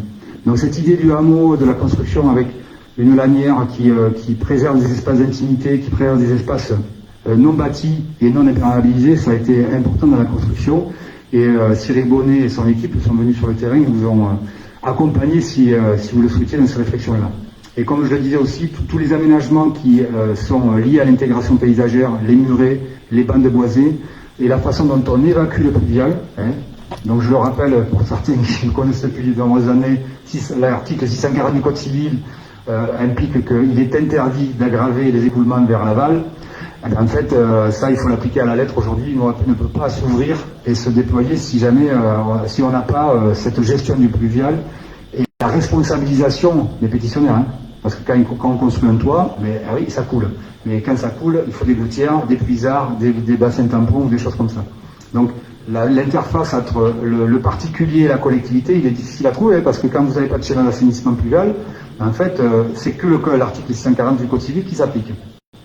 Voilà, donc il faut rappeler qu'une gouttière n'a pas le droit de sortir sur la voie publique, hein, normalement, le 640 du Code civil, nous-mêmes. Voilà, bon, tout ça pour dire que ces OAP de niveau 1 qui ont été faites par Cyril Bonnet de Rodez, elles sont bien fichues, elles prennent en compte tout ça. Elle vous explique par des bandes oranges, vertes, où est-ce qu'on peut construire, comment on peut orienter les maisons, de quelle façon on pourrait organiser le quartier, où sont les espaces publics et où sont les intégrations paysagères.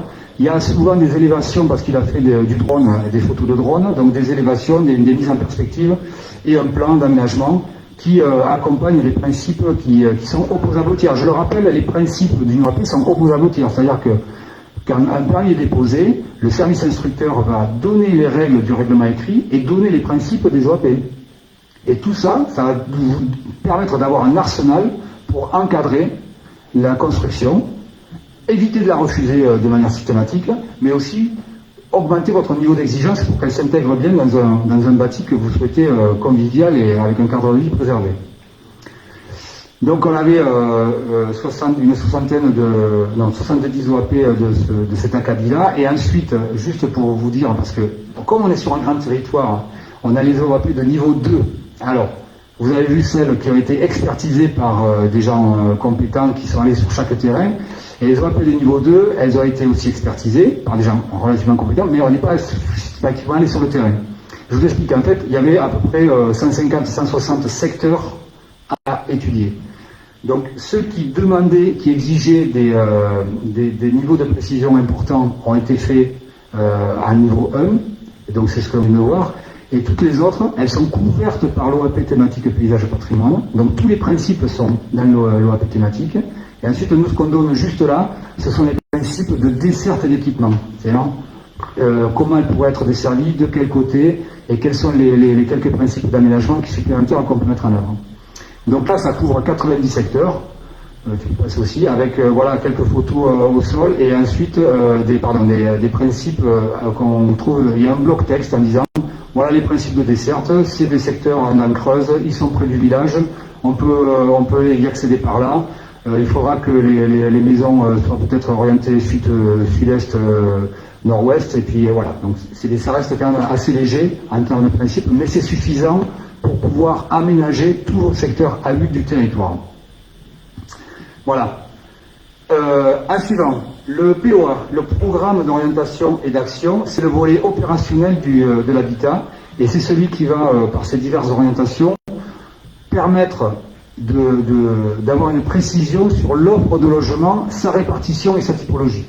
Voilà. Donc vous trouverez dedans les éléments programmatiques qui vous permettent de savoir quelle est la proportion de logements vacants en réhabilité, quels sont les types de logements ou d'hébergements qui sont nécessaires sur tel ou tel secteur, et comment votre offre de logement va se ventiler sur l'ensemble du territoire pour ensuite avoir, je dirais, des actions transversales que vous allez mettre en œuvre, parce que la politique de l'habitat, elle ne s'arrête pas au PLUH.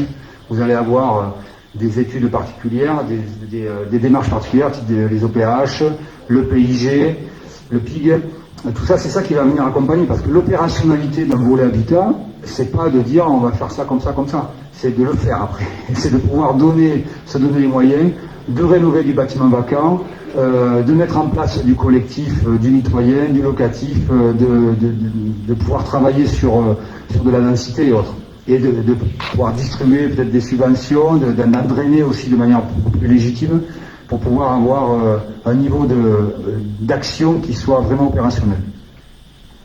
Voilà, ça c'est le POA. Et en suivant, on a ce fameux bilan de la concertation, et là je boucle quelque part un peu le travail. Le bilan de la concertation, c'est le volet justificatif de tous les échanges que vous avez eus avec le public. Donc le document, il a vécu, c'est une démarche qui a été longue, et il a fait l'objet de communication, de mise à disposition de registres dans toutes les mairies, de publications régulières, alors soit sur Internet, soit sur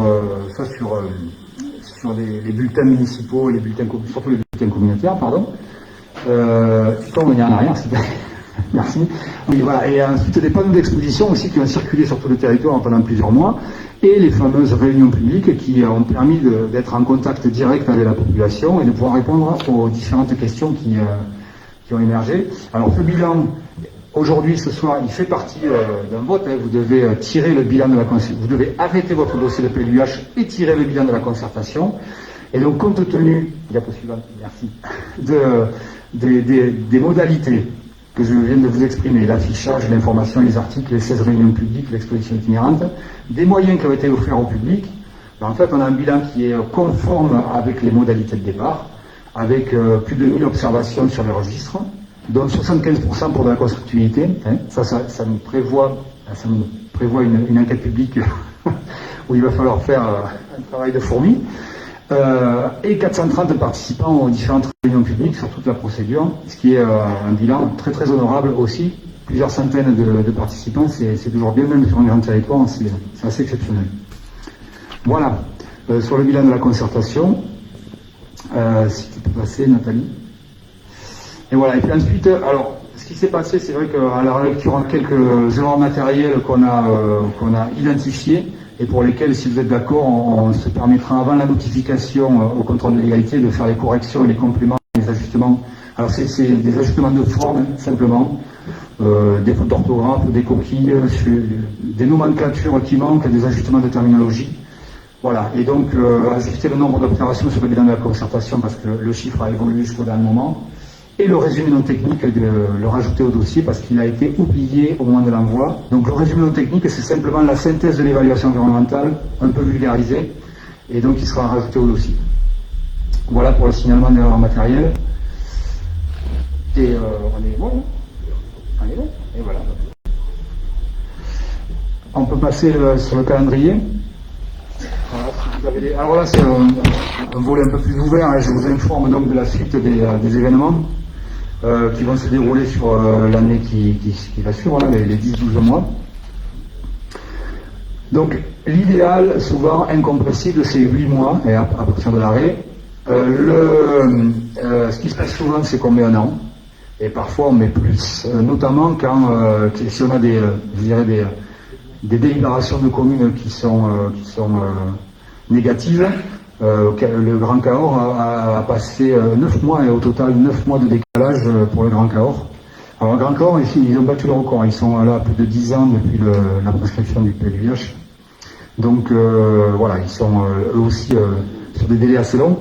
Alors, ce qui se passe, c'est qu'à partir de l'arrêt, donc du 22 avril aujourd'hui, on a une phase, vous savez, de notification, c'est-à-dire que le dossier, tel qu'il est formalisé à la fin de cette séance, est notifié donc à l'État, au contrôle d'égalité, et aux personnes publiques associées, dont font partie les communes. Et les territoires bordiers, les SCOT bordiers, les EPCI bordiers, hein. Tout ça, ce sont des territoires qui vont être consultés, au même titre que l'État, les chambres d'agriculture, le commerce, la région, le département, les chambres consulaires, tout ça, voilà. Donc, toute cette multitude de personnes publiques va être sollicitée pour donner un avis, en sachant que vous avez des avis de l'État, de la MRAE, de la Chambre d'agriculture, qui vont être très, fouillés et qui peuvent aller à l'encontre des enjeux que vous avez identifiés.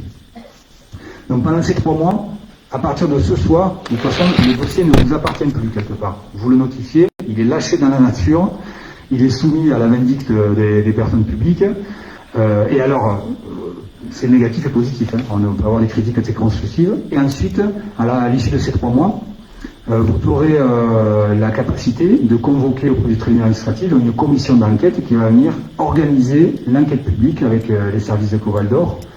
Et alors, grosso modo, sur le démarrage, ce serait l'idéal, ce serait vraiment début septembre. Alors, il faut savoir que l'enquête publique dure 1 mois, mais il y a 1 mois avant, 1 mois après, de préparation et de conclusion. Et à moi, je suis gentil même. Donc, rencontrer la commission d'enquête, lui faire comprendre un peu les enjeux sur le territoire, la faire circuler sur le territoire, la compréhension du dossier, tout ça, c'est des choses qui sont importantes. Et ensuite, se déroule l'enquête publique, les requêtes sont reçues, et 15 jours pour le PV de synthèse, le procès verbal de synthèse. Vous positionnez une première fois sur ce PV, et ensuite vous positionnez à l'issue du rapport de commission d'enquête. Voilà. Et donc tout ça, ça nous amène à la finalisation et au contrôle de l'égalité en début d'année 2025. Voilà. Et donc comme le disait le président tout à l'heure, au moment de l'approbation, il va falloir abroger les cartes communales existantes. Voilà. Et ce rendu exécutoire de votre dossier de PLUH sera effectif après les mesures de publicité et le dépôt sur le géoportail de l'urbanisme. Voilà. Donc ça nous amène à un contrôle de légalité, purger tout ça, à février-mars.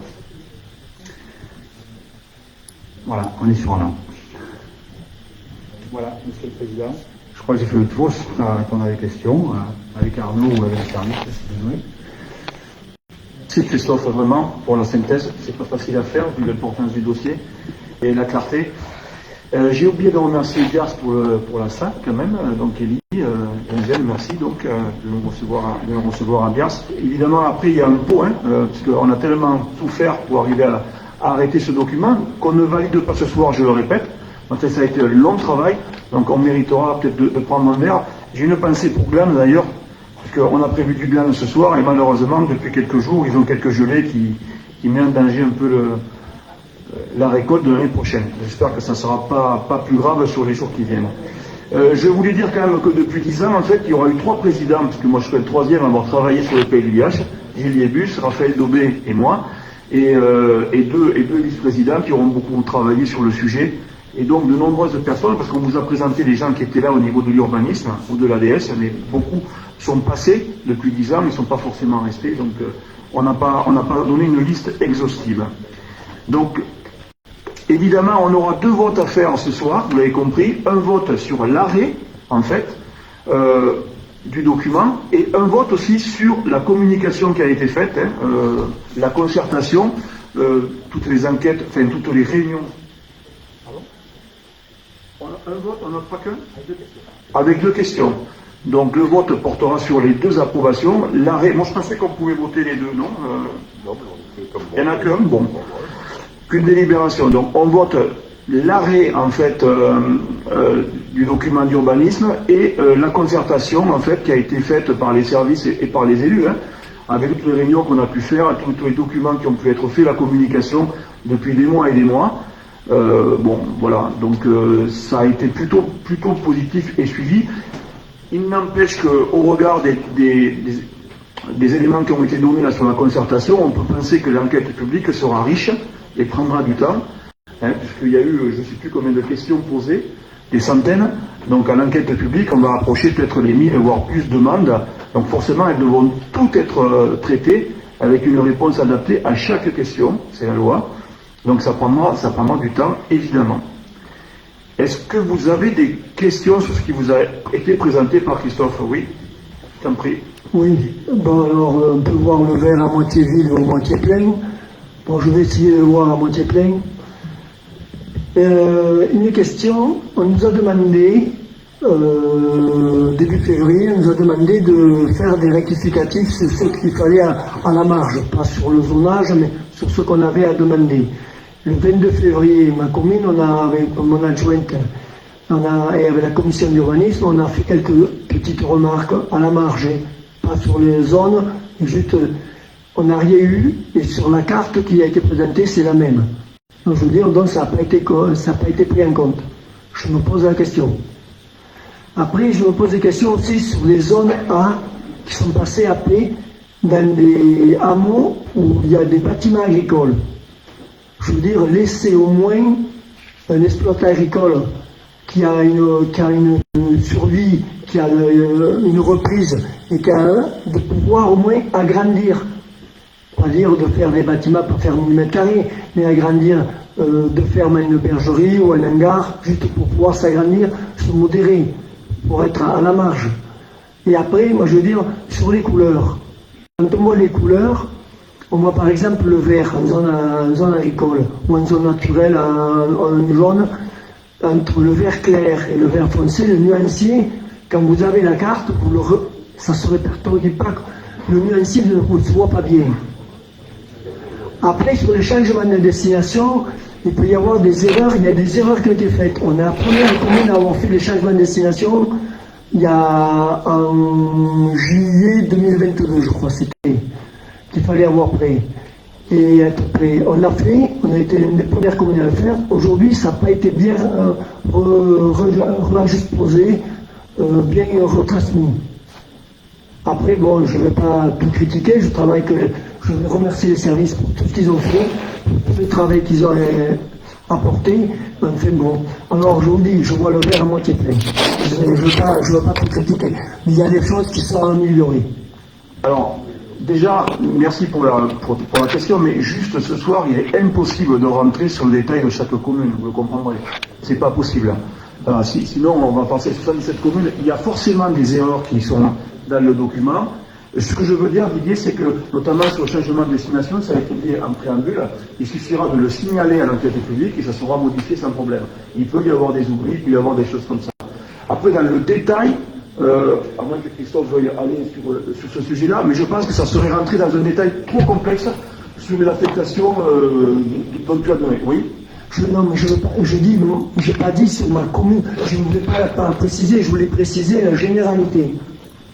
Attends, il faut savoir que les modifications venaient jusqu'au dernier moment, quelquefois même le lendemain de l'arrêt qu'on avait effectué, on a d'ailleurs pris un mois de plus, et Nathalie vous le dirait, quand elle faisait des modifications sur les documents, elle mettait, je crois, combien de temps, combien d'heures pour que ça soit enregistré? Oui. Hein? Une nuit complète de traitement informatique pour que les modifications soient prises en compte.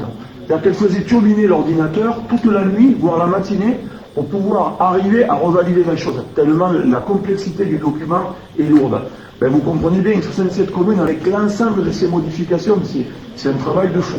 Alors évidemment, il y aura des erreurs, je l'ai dit au départ, le document n'est pas idéal, il est vraiment ce qui a été fait de mieux au regard des possibilités qu'avaient les services, avec des modifications qui pourront se faire de détail jusqu'au dernier moment de l'enquête publique, vous le savez. Voilà. Oui. Oui, bonjour. Donc, moi, je voudrais faire le point suivant. Donc, même si je suis parfois très technique et très complexe, et M. Prunet l'a signalé, je pense qu'on a tous compris la finalité de ce PLU. Mais maintenant, si vous voulez, il y a la réalité à affronter. Et cette réalité, ce sont des hameaux entiers qui n'offrent plus de terrain constructible, et c'est la réduction de zones urbaines autour des centres-bourgs avec des propriétaires qui vont venir nous voir, et généralement se plaindre, et chercher à savoir pourquoi leur terrain n'est plus en zone U. Sur 1005 plaintes, il y en a 75% qui se rapportent à ce sujet-là. Donc c'est ce à quoi nous aurons à faire face, n'est-ce pas?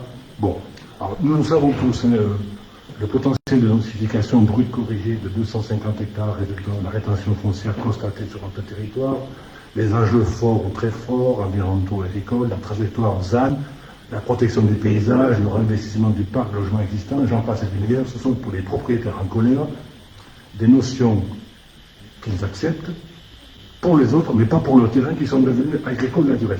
Je le répète, c'est comme ça que ça va se passer, d'accord?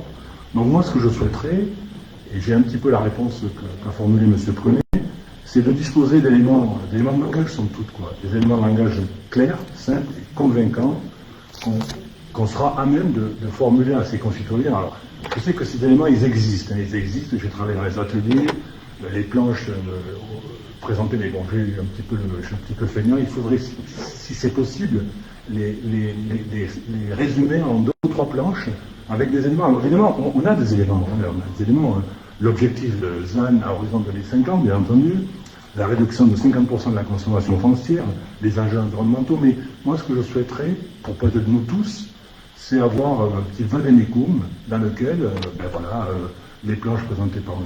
Prunet, toutes les planches présentées au cours des ateliers sont toutes synthétisées. Et si j'ai bien compris, et je l'ai parcouru parce que, faut être honnête, on n'a pas tous vu le PRDD, je crois que c'est le chapitre 1.3 et 1.4 du rapport de représentation dans lesquels sont consignés ce que je demande finalement. Mais est-ce que ce petit travail-là, c'est 2 ou 3 planches à la disposition des élus pour faire face à des gens qui ne seront pas forcément tous très urbains? Voilà. Roland, je te remercie. Oui, effectivement, ça c'est faisable. Oui. Alors ça sera qu'un résumé, ce ne sera pas exhaustif, mais il faudra quelques éléments de base que Christophe a un peu cité au départ, oui, c'est ça, d'où on part en fait. Après, qu'on ne se trompe pas, je l'ai dit au départ, et Roland, tu en es d'accord, nous, on est obligé d'appliquer la loi qui nous est imposée. Voilà. Donc, effectivement, on ne vous demande pas de voter sur le fait si la zéro artificialisation nette c'est bien ou pas bien. On vous demande de dire, est-ce que par rapport à ce qu'on nous impose pour arriver à valider un PLU, le travail qui a été fait est convenable. Bien sûr, bien sûr. Voilà, donc j'en reste là, avec ce recul-là. Sans rentrer dans le détail de chaque commune, parce qu'on ne peut pas le faire. Christophe, l'un des arguments forts, on le sait tous, c'est l'OISAN, n'est-ce pas? Climat et résilience, zéro artificialisation nette. Oui. Ça, c'est ce que j'appelle pour moi les éléments de langage à fournir à nos concitoyens. Tout à fait. Mais ce que je voulais pas, Roland, c'est que ce soir, on rentre dans ce débat-là, parce que c'est pas le lieu. Si tu veux rentrer sur le débat du zéro artificialisation nette, on est pour, on est contre. Nous, ça nous est imposé. Non, mais c'est pas la question. Ce sont des éléments de ce type-là dont on devra disposer pour faire face à des gens peut-être pas très urbains. Non, mais on fera passer les documents.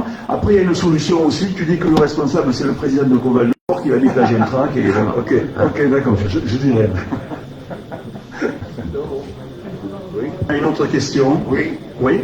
Moi, j'ai 2 questions de propos général. Mais avant, je suis un peu d'accord avec le collègue de Gramat. En fait, je m'interroge, je me demande si, par exemple, en Corse, au Pays Basque, ils vont s'embêter avec tout ce règlement pour construire. Moi, les 2 questions, je ne vais pas parler plus, mais c'est pas la soirée de parler de tout ça. Les 2 questions, c'est de savoir, le premièrement, si un maire peut faire déposer des requêtes sur l'enquête publique par rapport à l'ensemble du territoire communal. C'est la première question. Et la deuxième question, c'est où la deuxième question?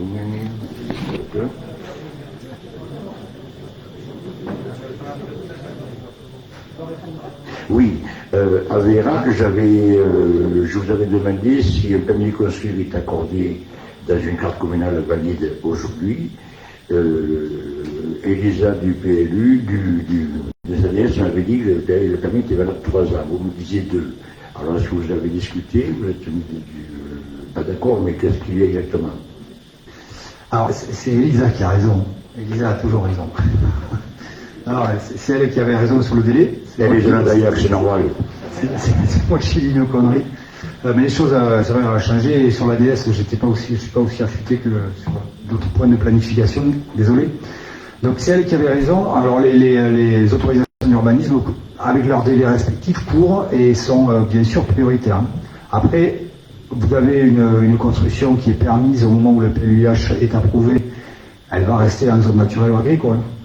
C'est-à-dire qu'on ne va pas construire une zone constructible pour une construction isolée, par exemple. Donc du coup, elle continuera à évoluer en zone agricole et naturelle, comme toutes celles qui existent, c'est-à-dire annexe et extension réglementée, mais possible. Voilà. La première question, c'est quoi? Ah oui. Alors bien sûr, à titre particulier ou au fort de votre réflexion avec le conseil municipal, vous pouvez tout à fait représenter la commune et dire moi j'ai quelques requêtes à faire. Alors ce que j'expliquais l'autre jour à l'Albenc, c'était que en fait ce qu'il faut c'est arriver avec une démarche très constructive en disant bon le document il est ce qu'il est, je ne remets pas en cause la loi ZAN, mais par contre sur ma commune j'ai relevé certains points qui mériteraient d'être pris en compte par la commission d'enquête. Voilà. Même si c'est sur des parcelles à des administrés privés. Ah oui, non mais vous pouvez tout à fait dire, moi je considère que je passe de zone constructible et j'en voudrais plus.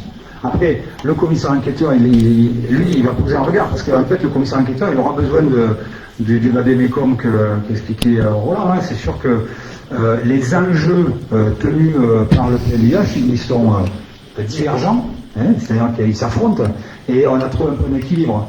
Donc c'est sûr que augmenter la constructibilité sur certaines parcelles, ça remet en cause tous les documents d'urbanisme. Mais vous avez le droit de le faire, vous avez le droit de poser des questions, vous avez le droit de rajouter des changements de destination, enfin, de proposer des changements de destination.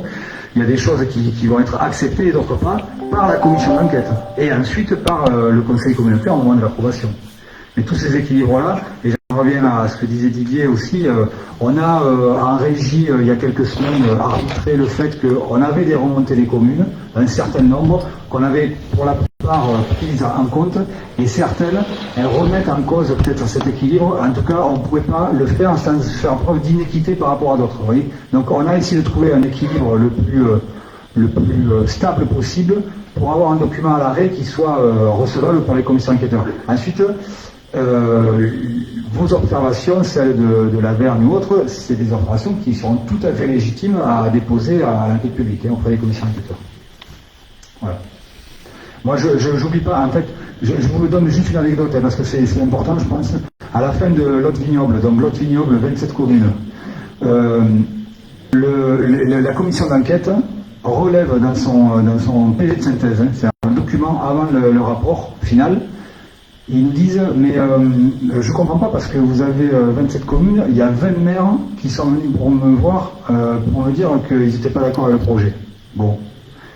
Alors, ça pose la question. Alors, M. Bladinière, il était bien embêté.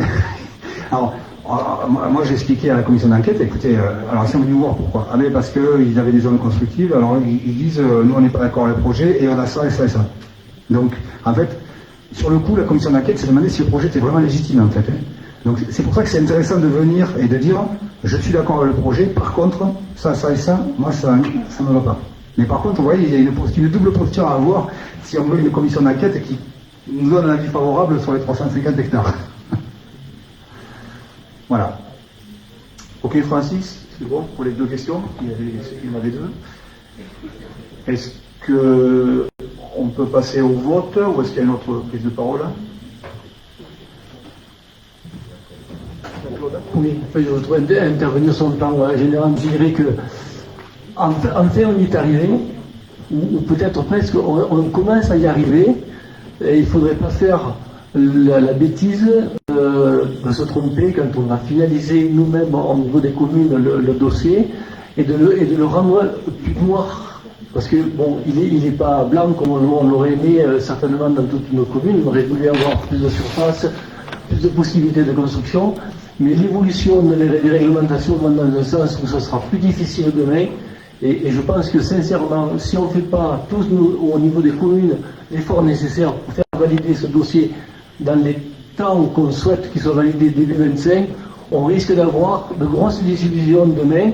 Et il ne faudrait pas qu'on ait encore plus de difficultés, comme le signalait Roland, à expliquer aux gens qu'on aura moins de surface demain parce qu'on n'a pas voulu le valider aujourd'hui. Attention, moi je voulais juste attirer votre attention là-dessus. Moi je sais qu'au niveau de ma commune, j'aurais aimé avoir plus de surface. Je perds les 2/3 de ce que j'ai dans le PLU aujourd'hui. Et bien je vais faire avec. Et si j'ai des projets demain, je ferai valider des modifications avec des éléments qui porteront, qui appuieront les nouveaux dossiers, parce que sinon voilà. Je ne voudrais pas qu'on ait une image plus négative du dossier demain. Voilà. Ce que je voulais vous dire est de bien faire attention à ce qu'on va faire dans nos communes respectives pour faire valider le dossier et qu'on puisse avoir un PLU applicable début 2025. Ça fait 10 ans qu'on y travaille, c'est beaucoup trop long. Voilà ce que je voulais dire. Merci Jean-Claude, et pensez aux communes qui sont au RNU aussi, qui sont bloquées, et voir la complexité. Alors il y aura un vadémécum, mais Roland, on va le faire passer, tu nous laisses quelques jours, 2 semaines, 2-3 semaines pour le faire, et on le transmettra à toutes les communes. Il y aura également le diaporama qui sera envoyé à tout le monde, celui d'aujourd'hui, et quand on voit ne serait-ce que le glossaire, je veux dire, moi je suis obligé de le prendre, parce que sur les acronymes, pour arriver à s'y retrouver, il faut être un expert, quoi. Et il y a 2 pages nécessaires d'acronymes pour arriver à se dépatouiller sur le PLU. C'est vraiment un travail énorme, et j'espère donc qu'on va pouvoir l'arrêter dans l'état, c'est-à-dire moins de normes, de façon à ce que nos services aussi puissent passer à autre chose, et j'en parlerai tout à l'heure après le vote. J'ai une réflexion à vous proposer, qu'on va pas débattre aujourd'hui, mais déjà qu'on pourra avoir en tête et qu'on abordera un peu plus tard. Dans un premier temps, donc, je mettrai au vote donc, les 2 éléments. Le fait que la concertation a bien été faite dans les règles et qu'elle a bien eu lieu. Et 2, donc aujourd'hui, on arrête notre document d'urbanisme du PLUH de Couval-d'Or. Et donc j'ouvre le vote pour ces 2 éléments.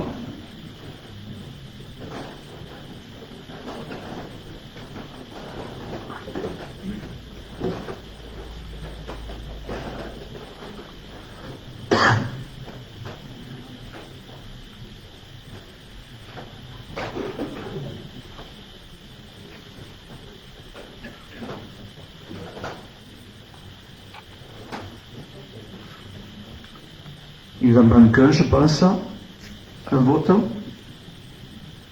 le monde a voté, c'est bon? Bon. On arrête là, alors. Merci. Et la réflexion que je voulais... oui, on peut s'applaudir parce que... la réflexion que je voulais vous amener et qui pourrait tourner dans vos têtes, c'est qu'on est en train de construire le PLU, j'espère qu'on va y arriver dans quelques mois, qui sera validé. On peut aussi avoir des recours de privé, attention, c'est arrivé à pas mal de communes, où des PLU ont été cassés de manière juridique, on n'est pas à l'abri de ça non plus, donc il faut être prudent. Mais une fois qu'on aura, imaginons, et qu'on fasse l'hypothèse que notre PLU soit adopté, le document d'urbanisme n'aura de valeur que si on le fait appliquer. Et la réflexion que je me pose, moi, c'est que souvent, la difficulté qu'on a en tant que maire, c'est d'aller voir son beau-frère, ou son voisin, ou son cousin, et de lui dire, ce que tu as fait, là, c'est pas bon, il faudrait que tu le fasses, que tu le casses, ou que tu le changes, ou que tu le modifies. Alors, certains maires ont des personnels pour faire ça. J'en parlais avec le maire de Gramat qui pourra donner son avis, parce qu'on a discuté un peu samedi avec lui. Mais beaucoup de maires sont en difficulté avec ça. Et les services pourraient nous donner des chiffres. On ne va pas en débattre ce soir, on va y réfléchir, mais je vous donnerai des éléments factuels.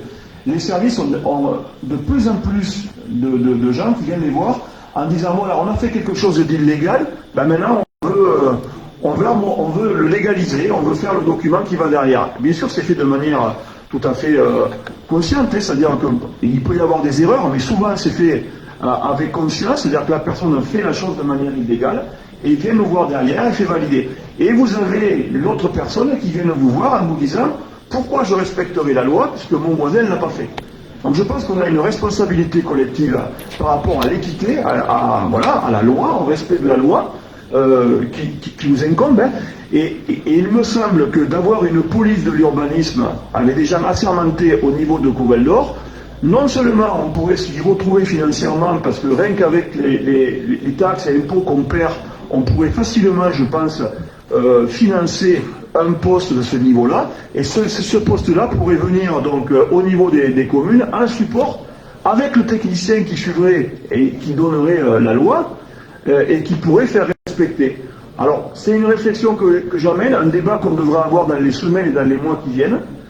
J'en ai parlé avec pas mal d'entre vous, certains sont sur cette ligne-là, peut-être que d'autres ont une autre vision. En tout cas, c'est très difficile pour un maire qui n'a pas un service étoffé d'aller faire respecter la loi sur l'urbanisme dans sa commune. Voilà. On en a parlé samedi, comme tu l'as dit. Moi, ça peut être intéressant, c'est les cas difficiles. Ou alors, c'est quelqu'un d'extérieur, mais pour la majorité des cas, bon, Grama, c'est comme Saint-Cyré, tout ça, on a quand même un minimum de services qui peuvent permettre de nous aider. Mais il y a des cas litigieux et compliqués où avoir un intervenant extérieur pourrait être intéressant. Voilà. Mais il faut que ce soit à la demande de la commune. Voilà, c'est tout ce que je veux. C'est pas que ça n'existe pas, ça peut être intéressant. Mais il faut que ce soit une demande de la commune qui ne vienne pas s'imposer. C'est c'est au maire et au conseil de demander l'intervention de sa personnel. Section, quand on pose un permis de construire, normalement il devrait être contrôlé après. Est-ce que c'est fait partout? Je ne suis pas sûr. Est-ce qu'on a les moyens de le faire? Je ne suis pas certain non plus. Mais il n'empêche qu'on voit bien que c'est pas la peine de mettre des centaines de milliers d'euros sur des documents d'urbanisme si derrière on ne respecte pas le document. C'est pas la peine de passer son temps à faire ce travail-là si ensuite ce qu'on met en place n'est pas suivi. Enfin, là-dessus, il faut une certaine cohérence. Mais moi, j'écouterai ce que vous avez à dire et c'est quelque chose de collectif qu'on fera. Soit on le mettra en place ensemble à la fin, soit on restera sur le même type de fonctionnement. C'est pas que Coval d'Or veut grossir, c'est pas l'idée, hein. C'est d'amener un service. Et parce que je crois que c'est un rôle compliqué pour certains à assumer. En tout cas, pour moi, ça l'est. Je pense que ça l'est pour d'autres, j'en ai discuté avec certains. Et ça peut être un service rendu aux maires, notamment aux petites communes. Mais c'est une réflexion qu'on aura. Pour le moment, on ne va pas mettre ça sur le débat pendant un temps trop long. On va passer au pot. Je crois qu'on a 2 points à voir rapidement. C'est les DIA, je crois, s'il n'y a pas de questions dessus, vous les avez notées. Les décisions du président. Et s'il n'y a pas de... Est-ce qu'il y a des questions diverses? Oui. Claire? Oui, une simple question par rapport à la dématérialisation des déclarations préalables des permis de construire. J'ai eu le cas sur ma commune, la dématérialisation a été faite. Le temps que moi je mette un avis du maire, l'arrêté est arrivé. Donc j'ai pas eu le temps de mettre mon avis, donc ça me gêne un peu. Donc en fait ça veut dire qu'il y a quelque chose qui nous échappe. Alors, je ne connais pas j'ai pas la réponse. Peut-être que les services peuvent... On pourrait y réfléchir, enfin on n'a peut-être pas la solution ce soir, mais c'est vrai que moi ça m'a un peu perturbé. Je me suis dit, donc dans ces cas-là, il y a quelque chose qui nous échappe. On peut même plus mettre notre avis. Ouais, non mais normalement il est obligatoire ton avis. C'est pour ça que est-ce qu'il y a eu un impair dessus, je ne sais pas.